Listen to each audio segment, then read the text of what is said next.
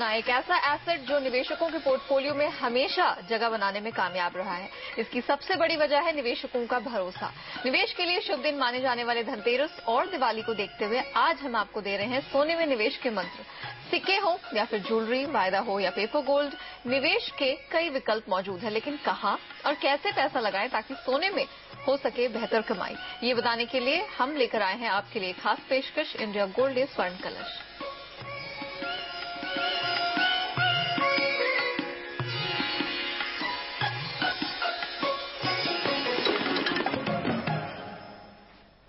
नमस्कार, मैं हूं नेहा आनंद। आपके पोर्टफोलियो में सोने की अहमियत को समझाने के लिए हमारे साथ जुड़ चुके हैं वाइज इन्वेस्ट एडवाइस के सीईओ हेमंत रुस्तगी।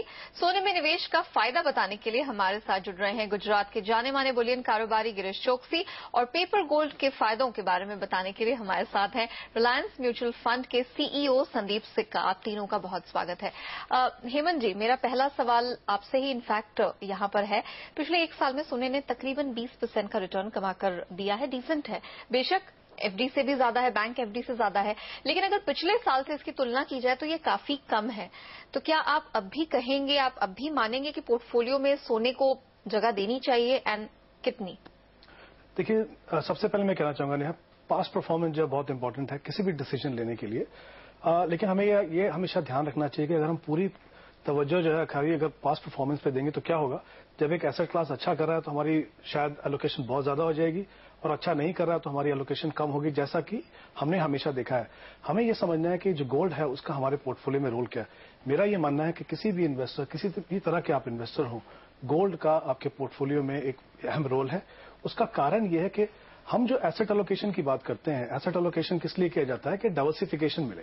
और डाइवर्सिफिकेशन का फायदा आपको कैसे होता है, डिफरेंट एसेट क्लासेस, चाहे वो गोल्ड हो, चाहे इक्विटी हो, चाहे वो डेट हो, चाहे रियल एस्टेट हो, उनका जो बिहेवियर है वो अलग अलग मार्केट कंडीशन में अलग अलग रहता है। गोल्ड के मामले में एसेट एलोकेशन में इसका बहुत ही अहम रोल है। इसलिए है क्योंकि इसको ये माना गया है कि इसका जो कोरिलेशन है बाकी एसेट क्लासेस से वो नेगेटिव है, और उसके कुछ अहम कारण है। एक तो ये है कि इसमें कोई क्रेडिट रिस्क नहीं है, सेंट्रल बैंक जो है पूरे दुनिया में उसको इस्तेमाल करते हैं। तो आई थिंक काफी सारे फैक्टर हैं जिससे ये प्रूव होता है कि इसका नेगेटिव कोरिलेशन है। और क्योंकि वो पोर्टफोलियो में है, इसका मतलब क्या है, हम देखा है कि जब इक्विटी मार्केट अच्छा कर रहा है तो गोल्ड शायद उतना अच्छा नहीं करता है, लेकिन जब इक्विटी मार्केट अच्छा नहीं कर रहा है तो गोल्ड काफी अच्छा करता है। वही एक कारण है कि आप एसेट एलोकेशन करते हैं, और मुझे लगता है उस लिहाज से गोल्ड का एक काफी इंपॉर्टेंट रोल है पोर्टफोलियो के अंदर। यानी कि आप साफ तौर पर कह रहे हैं कि भले ही एक बार इसका जो परफॉर्मेंस थोड़ा लुढ़क जाए या लड़खड़ा जाए, लेकिन इसको पूरी तरह से बाहर नहीं करना चाहिए अपने पोर्टफोलियो प्लान। जी बिल्कुल नहीं करना चाहिए। जैसा मैंने कहा, पास्ट परफॉर्मेंस एक इंपॉर्टेंट इंडिकेटर है, लेकिन उसके हिसाब से आप अपना एलोकेशन मत बनाइए। गोल्ड का रोल, जैसा मैंने कहा, बहुत ही अहम है हमारे एसेट एलोकेशन में। मुझे लगता है आगे आने वाले समय में अगर हम 3, 4 या 5 साल की बात करें तो गोल्ड में मुझे लगता है अच्छा रिटर्न मिलेगा। शायद उतना नहीं मिले जितना हमने पहले देखा है। वो आई थिंक फेयर नहीं है कि हम किसी एसेट क्लास से उम्मीद करें कि वो हमेशा एक ही जैसा रिटर्न है, बट मुझे लगता है अच्छा हेल्दी रिटर्न गोल्ड से मिलेगा। इसीलिए हर पोर्टफोलियो में गोल्ड रहना ही चाहिए। चलिए, गिरीश जी भी हमारे साथ जुड़ चुके हैं। गिरीश जी, आपसे समझना चाहेंगे, साल भर में हम जैसे भी बात कर रहे थे कि 20% तक का रिटर्न सोने ने कमा कर दिया, लेकिन अगर हाजिर बाजार में हम उसी सोने को बेचने जाएं तो तमाम तरह के चार्जेस, मिसाल के तौर पर मेकिंग चार्ज और दूसरे कई चार्जेस हैं जो कटने के बाद हाथ में शायद सिर्फ 14-15% का ही वो मुनाफा आ पाए। फिर हमें हाजिर में सोना क्यों खरीदना चाहिए? नहीं, हाजिर में ऐसा पोजीशन, बुलियन में तो कभी ऐसा होता नहीं है, क्योंकि बुलियन में जो भी फर्क पड़ता है वो अपने, जब भी आपने खरीदा होता है तो उस पर 1% वेट लगता है, और जो उसमें मुनाफा है वो तो करीबन बहुत कम होता है। 10 ग्राम के करीबन 50-100 रुपये से नीचे कभी मुनाफा लेकर बुलियन कभी भी आप बेचने आओ तो बिक जाता है। उसमें ये जो ज्वेलरी है उसमें ये बात अलग हो जाती है, क्योंकि उसमें उन लोगों की गड़ाई भी लगती है और जो उन लोगों का इन्वेस्टमेंट भी लगता है। बाकी बुलियन में ये नहीं होता कि 14-15% नीचे बिकता है कभी। ओके, यानी कि अगर आप फिजिकल में मन बना रहे हैं सोना खरीदने का तो सिक्कों को, बार को आप देख सकते हैं। कम से कम यहाँ पर आपको कटौती में जब आप इसे बेचने जाएंगे तो आपको मुनाफा हो सकता है। लेकिन हमारे साथ रिलायंस म्यूचुअल फंड के संदीप सिक्का भी मौजूद हैं। संदीप जी, आप काफी जोर शोर से पेपर गोल्ड को, गोल्ड ईटीएफ को में निवेश की वकालत देते रहते हैं। निवेश के लिए पेपर गोल्ड को ही बेहतर कैसे माना जाए? सिर्फ 4 बड़े जो एडवांटेजेस हैं। सबसे पहले, एक, जब आप फिजिकल गोल्ड लेते हैं, आज आपने पीछे रिपोर्ट देखी होगी, जितना भी फिजिकल गोल्ड है उसमें प्योरिटी का हमेशा इशू रहता है। एंड आज जो आप ये गोल्ड ले रहे हैं, this is the purest form of gold, because आपके लिए क्या हो रहा है कि आप इसमें कोई मिलावट नहीं, कोई कुछ नहीं होती। नंबर 2, इसमें सबसे बड़ा एडवांटेज क्या है कि प्राइसिंग का, चाहे एक्चुअल प्राइसिंग है तो एग्जांपल ये लेके चलते हैं कि अगर आपको आज अगर आप 100 रुपए का भी गोल्ड लेंगे आपको, या कोई, अब जैसे मैंने बोला कोई 100 लाख का 100 करोड़ का भी लेना चाहेंगे, अगर गोल्ड की कीमत आज 31,000 रुपए है तो आपको उतनी ही प्रोपोर्शनेटली पे करनी पड़ेगी। तो प्राइस में उसका बहुत बड़ा एडवांटेज है। तीसरा बड़ा एडवांटेज होता है इसमें स्टोरेज। अगर आप फिजिकल गोल्ड लेते हैं, बाद में बैंक पे लॉकर में रखते हैं, आपका सेफ्टी का इशू है, ये आपका सारा का सारा पेपर गोल्ड है, आपके अकाउंट में पड़ा रहता है, आपको कोई उसकी टेंशन नहीं होती। And finally is the wealth tax. आज वेल्थ टैक्स भी एक ऐसी चीज है जो काफी जो फिजिकल गोल्ड में लगता है, लेकिन जब ये आप म्यूचुअल फंड के रूट के थ्रू करेंगे उसमें वेल्थ टैक्स नहीं लगेगा। टू ऐड टू इट, मैं एक और चीज आपको बताना चाहूंगा, जो एक सबसे बड़ा जो कन्वीनियंस फैक्टर है, क्योंकि जिस वजह से आप काफी देख रहे हैं नए इन्वेस्टर्स आज के दिन में म्यूचुअल फंड के थ्रू इन्वेस्ट कर रहे हैं, वो है सिस्टमेटिक इन्वेस्टमेंट प्लान। अगर आप फिजिकल गोल्ड लेते हैं तो आप उसमें सिस्टमेटिक इन्वेस्टमेंट प्लान नहीं कर सकते, लेकिन इस गोल्ड सेविंग फंड्स के थ्रू आप 100 रुपए अगर आप चाहें, एज लो एज 100 रुपीज से भी आप हर महीने आप सिस्टमेटिक इन्वेस्टमेंट प्लान में इन्वेस्ट कर सकते हैं। बिल्कुल। और इंडिया गोल्ड डे स्वर्ण कलश के मौके पर हम हर घंटे पूछ रहे हैं एक सवाल। हर घंटे किसी एक लकी विजेता को मिलेगा पीपी ज्वेलर्स की ओर से 5 ग्राम सोने का सिक्का। आज का 8वां और अंतिम सवाल है, एमसीएक्स क्या है? ए हॉस्पिटल, बी मल्टीप्लेक्स या फिर सी कमोडिटी एक्सचेंज? जवाब देने के लिए अपने मोबाइल के मैसेज बॉक्स में जाएं, लिखे गोल्ड 8 स्पेस दें और अपना जवाब ए, बी या फिर सी टाइप करें और हमें 51818 पर भेज दें।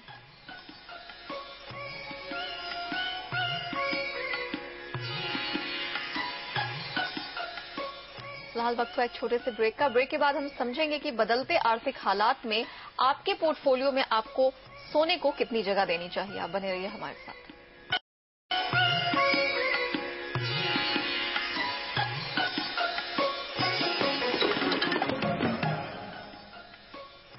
Welcome back. हमारी खास पेशकश में हमारे साथ रिलायंस म्यूचुअल फंड के संदीप सिक्का, वाइज इन्वेस्ट एडवाइस के हेमंत रुस्तगी और अहमदाबाद के जाने माने बुलियन कारोबारी गिरीश चौकसी, और हम इनसे समझ रहे हैं सोने में निवेश के मंत्र।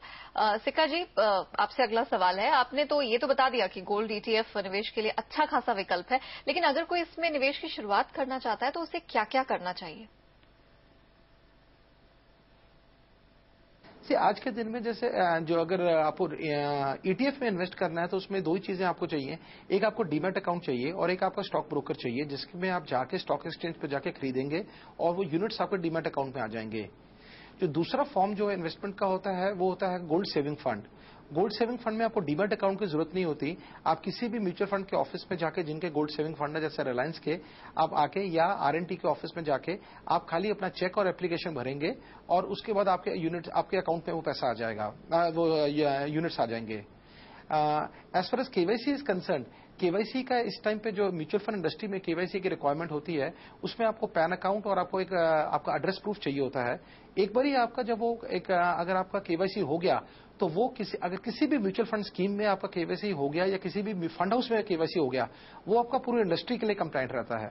सो हमारी एडवाइस ये रहेगी इन्वेस्टर्स को, अगर ईटीएफ है तो ईटीएफ में आपको डीमैट अकाउंट और ब्रोकर की जरूरत पड़ेगी। अगर आप उस गोल्ड सेविंग फंड के थ्रू जाएंगे तो आपको उसमें ना डीमैट अकाउंट चाहिए ना ब्रोकर चाहिए, खाली एप्लीकेशन के साथ आपको अपना चेक लगाना है। अगर आप केवाईसी कंप्लायंट है, आप डे 1 जाके 100 रुपए का 100 रुपए से भी इन्वेस्टमेंट स्टार्ट कर सकते हैं। सर, आपने तरीके तो बता दिए कि गोल्ड ईटीएफ में क्या क्या चीजों की रिक्वायरमेंट होती है, कहाँ अप्रोच करें, लेकिन ये सब बड़े शहरों में तो बड़ी आसानी से हो जाएगा, लेकिन अभी तक छोटे शहरों और गांव में ये नहीं पहुंच पाया है, जबकि सोना हर जगह है। लोगों तक ईटीएफ की पहुंच बढ़े, इसके लिए आप क्या कर रहे हैं? नहीं, बहुत अच्छा क्वेश्चन है आपका। आज के दिन में ईटीएफ का जो सबसे बड़ा रीजन है वो इतना पॉपुलर छोटे शहरों में नहीं हुआ है, बिकॉज आज के दिन में लोगों के पास डीमैट अकाउंट नहीं है। तो जब तक डीमैट अकाउंट नहीं है, जब तक एक आदमी के पास स्टॉक ब्रोकर अपना नहीं है, तब तक वो जाके ईटीएफ नहीं खरीद सकता।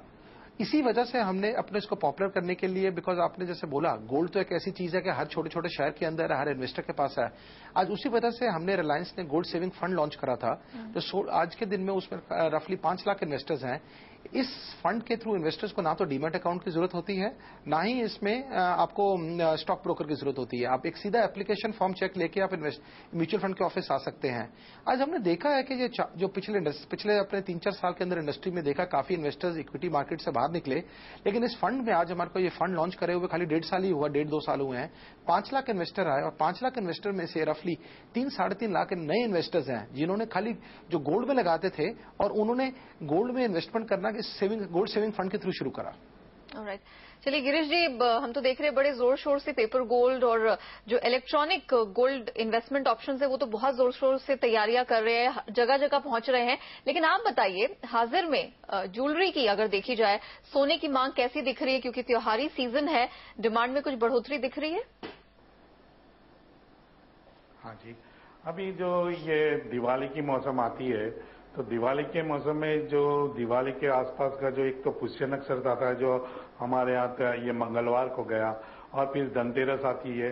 तो ये दो एक ऐसे त्योहार है जो ऐसे मुहूर्त भी रहते हैं कि जहाँ लोगों की फिजिकल डिमांड ज्यादा रहती है, और वो भी स्मॉल अमाउंट वाले, जो 1 ग्राम से लेकर 10 ग्राम की खरीदी करने वाले ही ज्यादा लोग आ जाते हैं। तो इस तरह से ये जो मुहूर्तों में आती है वो फिजिकल डिमांड बहुत रहती है, और आगे शादी के मौसम में जो ज्वेलरी की डिमांड है वो भी अच्छी रहेगी। क्योंकि अभी लोगों के दिमाग में एक तो ये पिछले 10 सालों से देख रहे हैं कि भी सोना एक ऐसी मेटल हो गई है कि कहीं भी इन्वेस्ट किया तो वो बैंक से ज्यादा मुनाफा कर रही है। लेकिन गिरीश जी बताइए कि आपने इस बार खास तैयारी क्या की है? आपने क्या खास तैयारी की है इस धनतेरस दिवाली की? नहीं, हमारे यहाँ तो हम बुलियन का मेरा कारोबार है, और बुलियन के कारोबार में हम जो लगते हैं तो वो 1 ग्राम से 10 ग्राम की जो छोटी छोटी मोहरें बनती है वो रखते हैं, और कभी इसमें जो बड़े आते हैं तो वो उसके लिए 100 ग्राम 50 ग्राम या किलो वाली भी लकड़ियां रखते हैं। मगर ज्यादातर डिमांड हमारे यहाँ 1 ग्राम से 10 ग्राम की ज्यादा रहती है, तो उसका हम मैन्युफैक्चर लोकल में जो बनता है और जिसकी गारंटी हम हमारे मैन्युफैक्चर से ही लेकर उसको देते हैं, तो उसमें उनको फायदा ही रहता है और वो हमारे यहाँ बिक्री ज्यादा रहती है उसमें। चलिए, यानी कि साफ है कि त्योहारी सीजन है, इसमें हाजिर के कारोबारियों को किसी भी तरह से डर नहीं लग रहा है कि उनकी डिमांड यहां पर घटेगी। इनफैक्ट उन्हें लगता है कि जो छोटे छोटे डिनोमिनेशंस हैं, जैसे 1 ग्राम से 5 ग्राम 10 ग्राम, उसके लिए वो खास तौर से कमर कस चुके हैं, क्योंकि उन्हें लगता है कि अभी भी डिमांड आएगी धनतेरस दिवाली की तो वहीं पर आएगी और उन्हें अच्छा खासा मुनाफा कमाने का मौका मिलेगा। वक्त हुआ एक छोटे से ब्रेक का, लेकिन आप कहीं मत जाइए। ब्रेक के बाद हम आपको बताएंगे कि आपके पोर्टफोलियो में आपकी जरूरत के हिसाब से कितना सोना आपको रखना चाहिए। आप बने रहिए हमारे साथ।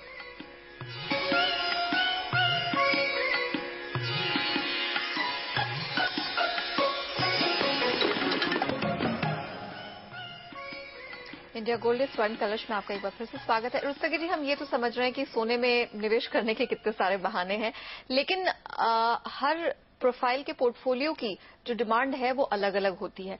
अगर हम यहाँ यंगस्टर्स, यंग प्रोफेशनल्स की बात करें, या फिर फैमिली पर्सन की बात करें, या फिर पेंशनर की बात करें, कैसे वो अपने पोर्टफोलियो में सोना एलोकेट करें? देखिए, जैसे हमने पहले बात की थी कि क्योंकि गोल्ड का नेगेटिव कोरिलेशन है बाकी एसेट क्लासेस से, तो कोई भी ऐसा पोर्टफोलियो नहीं है जहां पे आपको एसेट एलोकेशन करने की जरूरत नहीं है। इसका मतलब जहां भी आपने डाइवर्सिफिकेशन आपको पोर्टफोलियो में चाहिए, डेफिनेटली गोल्ड उस पोर्टफोलियो में आपका डेफिनेटली रोल है। दूसरा, हर पोर्टफोलियो का कुछ हिस्सा ऐसा होता है जो हम लॉन्ग टर्म के लिए इन्वेस्ट करते हैं, जहां पे हम इन्फ्लेशन को बीट करना चाहते हैं। और जैसा कि हम जानते हैं कि गोल्ड का एक इंपॉर्टेंट रोल ये भी है कि वो हेज है इन्फ्लेशन के अगेंस्ट। इनफैक्ट पिछले अगर 5 या 10 साल में देखें तो उसका रोल उससे कहीं ज्यादा बढ़ के है, अगर उनके रिटर्न्स को देखें तो I think in 2 point of view से हर पोर्टफोलियो में, जैसा मैंने पहले कहा, गोल्ड का एक अहम रोल है यहाँ पे। लेकिन जो एलोकेशन है वो फर्क होनी चाहिए। हर इन्वेस्टर की अपनी पर्सनल सिचुएशन है, एज ग्रुप है, उनकी रिक्वायरमेंट अलग अलग होती है।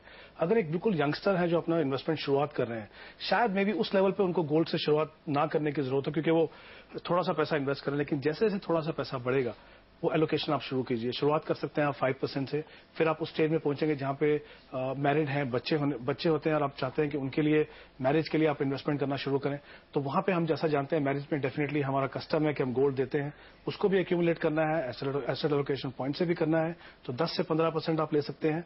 इनफैक्ट मैं तो कहूंगा कि रिटायरमेंट के बाद भी, क्योंकि कुछ हिस्सा जो है वहां पे आपको इन्फ्लेशन बीट करने की जरूरत है, तब भी मुझे लगता है हाँ ये बात सही है कि गोल्ड उस स्टेज पे आपको इनकम जनरेट करके शायद ना दे, लेकिन गोल्ड का रोल डेफिनेटली वहां पे भी है।